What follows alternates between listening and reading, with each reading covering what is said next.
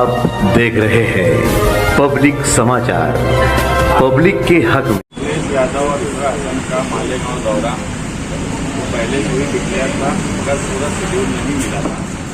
आज जो है उनका शेड्यूल मिल गया है। 18 अक्टूबर को अखिलेश यादव और इकरा हसन आ रहे हैं। शाम में 6 बजे से 9:30 बजे तक अजीज कल्लू स्टेडियम में एक जलसा होगा और उससे पहले भी कुछ प्रोग्राम बनाए जाएंगे। हम ये बात मानते हैं कि इंडिया अलायंस में समाजवादी पार्टी वाहिद पार्टी रही जिसने मोदी का रथ रोकने का काम यूपी में किया, और यही वजह है कि आज आप अगर देखेंगे बीजेपी, मोदी, अमित शाह, इनकी बॉडी लैंग्वेज बदल चुकी है। 10 साल में इन्होंने जो ढिल्लरशाही की वो इस मर्तबा सरकार को जरूर बनाए, मगर कमज़ोर सरकार होने की वजह से कहीं ना कहीं उनको बिल पास करने में भी तकलीफ हो रही है। और जिस तरीके से वो धांधली कर लिया करते थे वैसी धांधली फिलहाल नहीं नज़र आती। और इस काम को अगर किसी ने रोका है तो वो अखिलेश यादव और समाजवादी पार्टी ने रोका है। इसलिए हम चाहते हैं कि वो मालेगांव शहर में पहली बार आ रहे हैं। महाराष्ट्र के दौरे पर जीत कर आने के बाद महाराष्ट्र में पहली बार सियासी दौरे पर आ रहे हैं, वो भी मालेगांव शहर में। ये हमारे शहर के लिए भी बड़ी बात है। और हम इस प्रोग्राम में इंडिया अलायंस की तमाम ही पार्टियों को बुलाने वाले हैं। इंडिया अलायंस की जो पार्टियां हैं, जो जिम्मेदार हैं मालेगांव शहर में, और दूसरी तरफ भी सोबत आई बचाओ member of parliament India alliance की टीम से आई, और उनकी जीत में सबसे अहम रोल मालेगांव शहर ने अदा किया, तो उनको भी बुलाएंगे।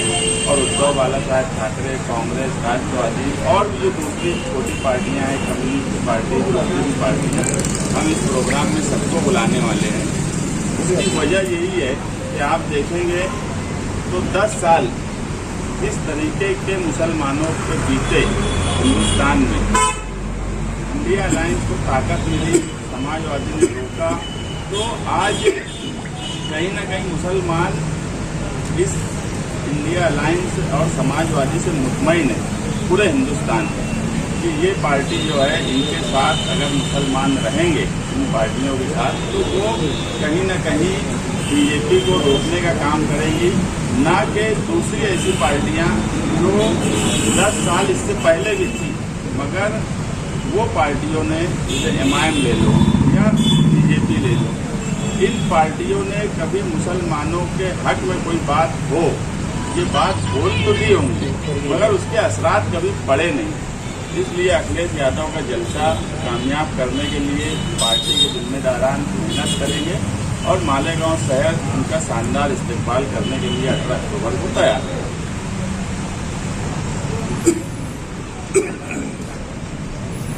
क्या है, कब आएंगे, नासिक आएंगे, मालेगांव कब आएंगे, उसके बाद होगा डायरेक्ट जलसा होगा? अभी हमने जो है एक जलसे का जो प्रोग्राम हम बना लिए हैं, उनका दिन नहीं आने का, यहाँ मालेगांव शहर आ जाएंगे। बाकी का जो प्रोग्राम है वो प्रोग्राम हम लोगों से बातचीत करके तय करेंगे, और कोई प्रोग्राम से पहले मुलाकात का या उनके रुकने का इंतज़ाम, ये सब हम लोग तय करेंगे। एक जो मेन जलसा है वो 6 बजे से 9:30 बजे तक ये तय है, बाकी का प्रोग्राम हम तय करेंगे।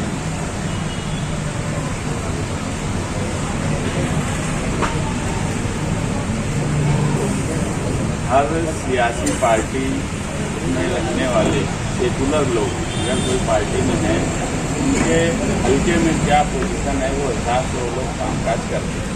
अगर ये एक वीडियो आ रहा है तो आप अगर देखेंगे तो इकरा हसन के एहतजाज और इकरा हसन के बोलने पर ही वो साधु को अरेस्ट किया गया, ये भी बात बिल्कुल बराबर है।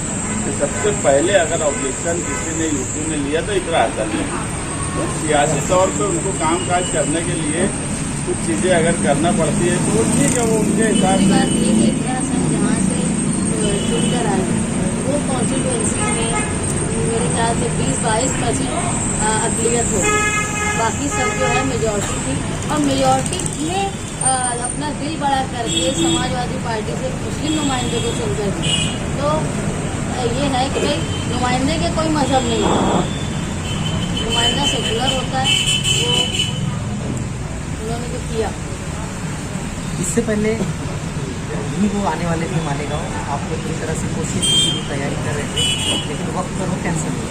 अभी इस तरह का कुछ फेरबदल तो नहीं? अभी देखो 1.5 महीना पहले उनकी 18 अक्टूबर तारीख मिल गई थी, मगर हम लोग यही बात बोले थे कि पिछली बार कहीं ना कहीं 9 अगस्त का प्रोग्राम डिले हुआ और उसकी कुछ वजूहत थी, लेकिन इस मरतबा नहीं होना चाहिए। तो हम कल गोदिया भी गए थे अबू आसिम आजमी साहब को यही बोलने की पूरा फाइनल शेड्यूल मिल जाएगा तो ही हम जलसे का और प्रोग्राम का ऐलान करेंगे। तो अभी उनका फाइनल शेड्यूल हुआ, इसमें कोई चेंजेस के जैसे हालात नहीं हैं।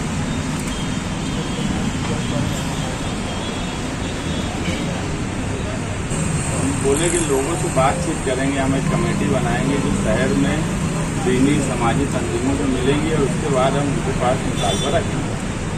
भाई ये 6:30 से 9:30 बजे का 6 से 9:30 6 से 9:30 बजे तक इसमें भीड़ इकट्ठा होता है कि अक्सर लोग 9 बजे के बाद भी जलसा गाँव पहुँचते हैं? हम कर लेंगे।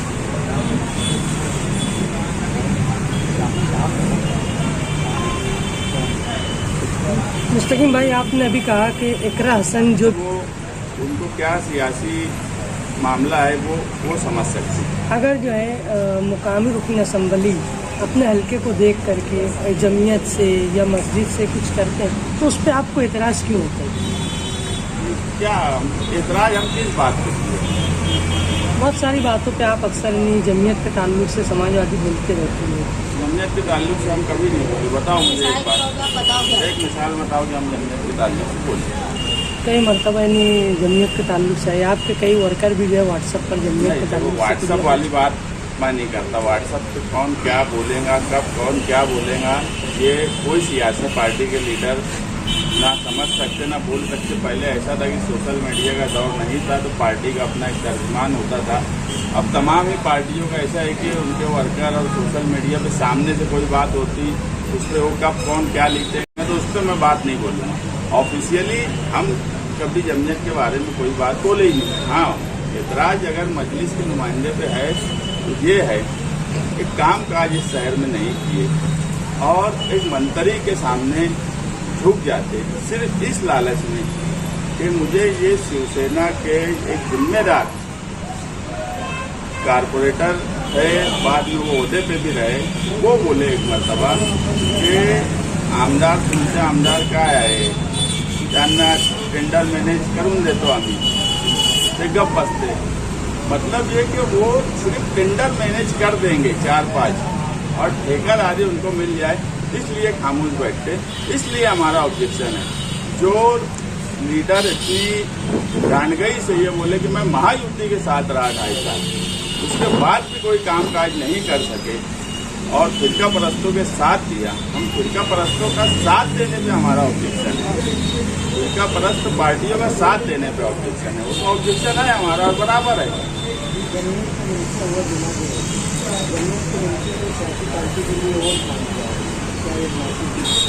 एक वीडियो वायरल हुई, ये तो हर कोई बोलेगा कि ये नामुनासिब बात है। जमीयत के जलसे से अगर तो किया जा रहा है और खैर इसको अच्छी नज़र से नहीं देखते हैं, क्योंकि लोग जमीयत में फंड इसलिए देते हैं कि वो आवाम की मजलूमों की मदद करे, इससे फाइनल हो गया।